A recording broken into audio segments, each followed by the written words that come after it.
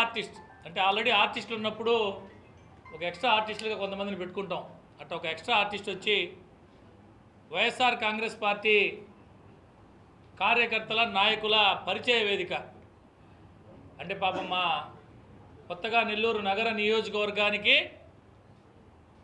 ఇన్ఛార్జిగా నియమించబడినటువంటి పర్వతిరెడ్డి చంద్రశేఖర్ రెడ్డి గారు శాసన మండలి సభ్యులకి నగర నియోజకవర్గంలోని నాయకులు కార్యకర్తలు తెలియదు కాబట్టి వాళ్ళని తీసుకొచ్చి ఈయన పరిచయ కార్యక్రమం పేరుతో ఈ ఎక్స్ట్రా ఆర్టిస్టు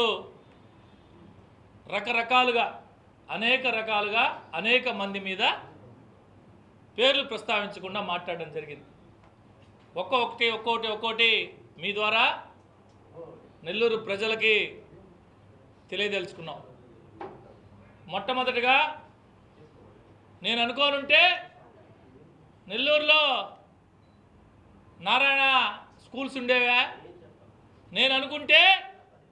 నేను మంత్రిగా ఉన్నప్పుడు అనుకుంటే నెల్లూరులో నారాయణ కాలేజీలు ఉండేవా, కాలేజీ కింద ఒక కాలువ పోతుంది, నేను అనుకుంటే ఉండేదా కాలేజీ అని చెప్పి మాట్లాడాడు. మేము ఎప్పుడో కక్ష సాధింపులకు పాల్పడలా అని మాట్లాడాడు. నువ్వు ఇరిగేషన్ శాఖ మంత్రిగా ఉన్నావు, జలవనరుల శాఖ మంత్రిగా, నువ్వు చెప్పే కాలువ కాలేజీ కింద కాలువ నీ శాఖ పరిధిలోదే. నిజంగా అది కనుక కింద కాలువ ఉండి అక్రమ నిర్మాణం అయితే దాదాపు 2.5 సంవత్సరం పాటు నువ్వు మంత్రిగా ఉన్నావు, సంబంధిత శాఖ మంత్రిగా. నువ్వు ఎందుకు చర్యలు తీసుకోలేదు? అసలు నువ్వు కక్ష సాధింపు చర్యల గురించి నువ్వు మాట్లాడేది? ఈ ఆంధ్ర రాష్ట్రంలో నారాయణ సార్ మీద గత ప్రభుత్వం పెట్టినన్ని కేసులు, చేసినన్ని అరాచకాలు బహుశా ఎవరి మీద చేసి ఉండరేమో.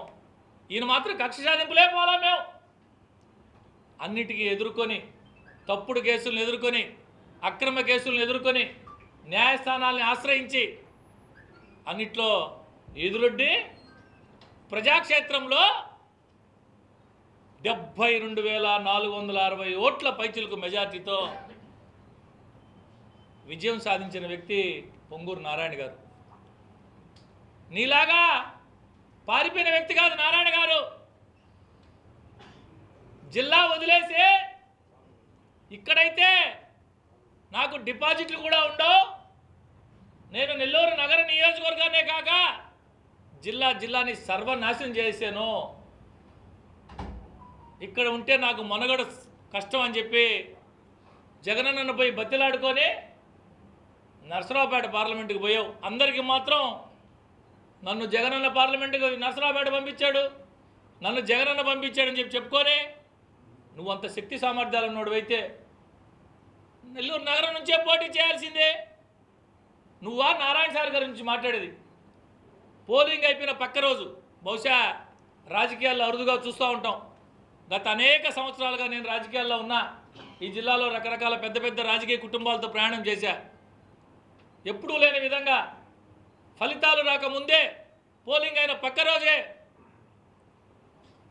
నేను నా కుటుంబం యొక్క సొంత నిధుల నుంచే కార్యకర్తల కోసం, ఎవరైతే తెలుగుదేశం పార్టీ కోసం కష్టం చేశారో వారి సంక్షేమం కోసం మా సొంత నిధులు, మా కుటుంబం యొక్క సొంత నిధులు ప్రతి సంవత్సరం 10 కోట్ల రూపాయలు, 5 సంవత్సరాలకి 50 కోట్ల రూపాయలు నేను వెచ్చిస్తా అని చెప్పి గర్వంగా చెప్పిన నాయకుడు డాక్టర్ పొంగూరు నారాయణ గారు. నారాయణ సార్ గురించి నువ్వు మాట్లాడతావు. ఆయన 4 సంవత్సరాల తర్వాత వచ్చాడు. 4 సంవత్సరాల తర్వాత వచ్చాడా? 40 సంవత్సరాల తర్వాత వచ్చాడా? వచ్చాడు, పోటీ చేశాడు, 73,460 ఓట్లతో గెలిచాడు. గెలిచాడా లేదా? నెల్లూరు నగర నియోజకవర్గ చరిత్రలో ఎప్పుడూ లేని విధంగా, జిల్లా చరిత్రలో బై ఎలక్షన్లో కాదు, సార్వత్రిక ఎన్నికల్లో ఎప్పుడూ లేనంత మెజారిటీ నారాయణ సార్ గారు ప్రజలు పట్టం కట్టారు. ఆయన గురించే నువ్వు మాట్లాడేది? రాబో రోజుల్లో నేనేందో చూపిస్తా. పేరెత్తకుండా వేమిరెడ్డి గారి గురించి కూడా ఒక మాట ఆడకపోయి ఆయన నా వల్ల ఏదో గెలిచి ఈయన వల్ల పాపం గెలిచేశారంట వేమిరెడ్డి గారు, వారి సతీమణి ప్రశాంత్ రెడ్డి గారు. కనీసం వారి పేరు ఉచ్చరించే అర్హత ఉందా అని అడుగుతున్నా. వారి పేరు ఉచ్చరించే అర్హత ఉందా అని అంటున్నా. నువ్వు కూడా వాళ్ళ గురించి మాట్లాడితే వినేదానికే చాలా అసహ్యంగా ఉందని చెప్పి ఈ సందర్భంగా తెలియజేస్తాను. వేమిరెడ్డి గారు ఎక్కడెక్కడో సంపాదించి ఆయన కష్టార్జితంతో సంపాదించుకొని అనేక రకాల సంక్షేమ కార్యక్రమాలు తను పుట్టి పెరిగిన జిల్లాకి చేయాలని రాజకీయాలకు రాకముందు నుంచే విద్య, వైద్యం, త్రాగునీరు అనేక రంగాల్లో సేవ చేస్తున్న వేమిరెడ్డి ప్రభాకర్ రెడ్డి గారు ఒక రాజకీయ నాయకుడు ఈ విధంగా చేస్తాడా? ఆశ్చర్యం. నోరు లేని మూగజీవాలు బర్రెల సంతోళ్ళ కాడ లంచం తీసుకున్నా నువ్వెక్కడ? నోరు లేని మూగజీవాలు బర్రెల సంత వాళ్ళని బెదిరించే నాకు తెలిసి ఏ రాజకీయ నాయకుడు చేయడమో. నోరు లేని మూగజీవాలు బర్రెల సంతోళ్ళ కాడ లంచం తీసుకున్న నువ్వెక్కడ?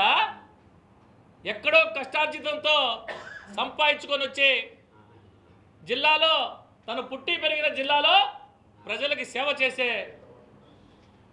విద్య, వైద్యం, త్రాగునీరు ఇవే కాకుండా అనేక సామాజిక కార్యక్రమాల్లో, ఆధ్యాత్మిక కార్యక్రమాల్లో సేవా కార్యక్రమాలు చేసే వేమిరెడ్డి గారు